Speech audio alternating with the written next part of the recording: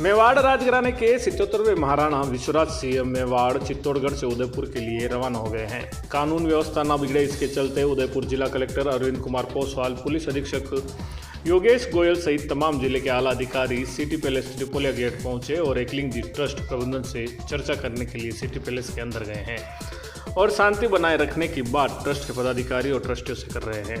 आपको बता दें कि चित्तौड़गढ़ से रवाना होने के बाद उदयपुर राजमहल स्थित धूनी माता मंदिर में महाराणा विश्वराज सिंह मेवाड़ दर्शन करेंगे। इसके पश्चात एकलिंग जी मंदिर जाएंगे, जहां दर्शन करने के बाद वह रंग दस्तूर का कार्यक्रम करेंगे।